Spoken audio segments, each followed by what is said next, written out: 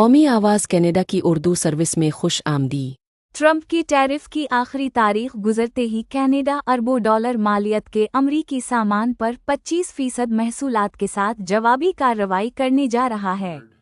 وزیر اعظم Justin Trudeau نے کہا ہے کہ کینیڈا اپنے جنوبی پڑوسی کے ساتھ تجارتی جنگ کے لیے تیار ہے کیونکہ امریکی صدر ڈونلڈ ٹرمپ کی جانب سے کینیڈین اشیاء پر 25% محصولات منگل کی شب سے نافذ ہو چکے ہیں۔ ٹروڈو نے سوموار کو رات گئے اپنے ایک بیان میں کہا، کینیڈا اس بلا جواز فیصلے پر خاموش نہیں رہے گا۔ امریکی ٹیرف رات گئے سے لاگو ہو چکے ہیں۔ کینیڈا بھی رات گئے سے $155 بلین کی امریکی اشیاء کے مقابلے میں 25% ٹیرف کے ساتھ جوابی کارروائی کرے گا۔ ٹروڈو نے مزید کہا کہ ٹیرف اس وقت تک برقرار رکھا جائے گا جب تک کہ امریکی تجارتی کارروائی واپس نہیں لے لی جاتی۔ انہوں نے ایک بار پھر سے واضح کیا کہ صوبوں اور خطوں کے تعاون سے بنائے گئے نان ٹیرف اقدامات پہلے سے ہی دنیا کے سامنے واضح اور عیاں ہیں۔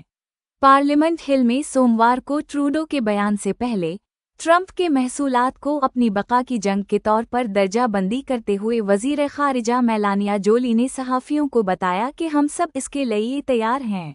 ٹرمپ نے سب سے پہلے نومبر کے آخر میں کینیڈا کے سامان پر 25% محصولات کی سزا دینے کی دھمکی دی تھی، جس کا واضح مقصد کینیڈا سے سرحد عبور کر کے امریکہ میں داخل ہونے والے غیر قانونی تارکین وطن اور منشیات کے بہاؤ کو روکنا تھا۔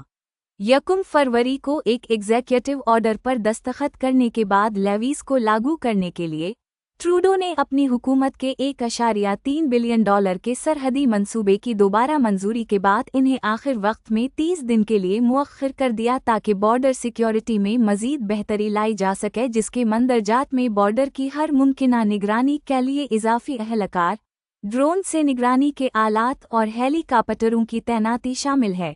اس کے علاوہ منشیات کی روک تھام کے لیے تجربہ کار اور چاق و چوبند دستوں کا تقرر اور دہشت گردی کے کارندوں کی فہرست اور اس کے لائحہ عمل کو بھی اس پلان میں شامل کر لیا گیا ہے۔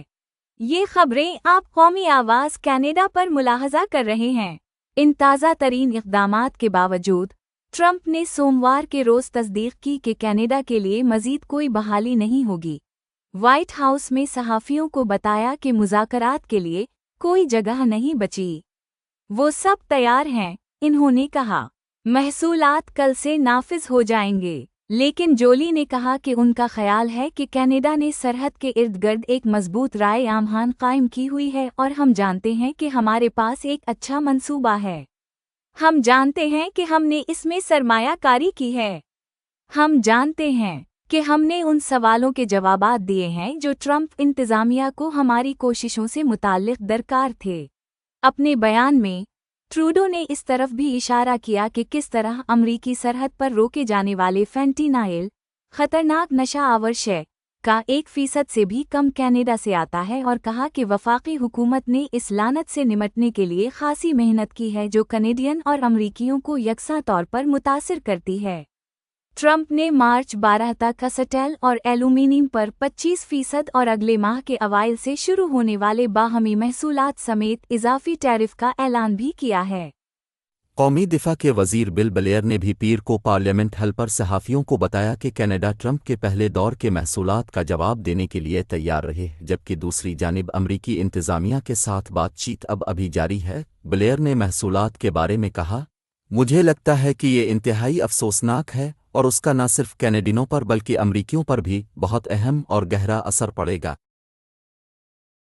تازہ ترین مقامی خبروں کے لیے قومی آواز کینیڈا کے نیوز روم کے ساتھ منسلک رہا کریں۔ شکریہ۔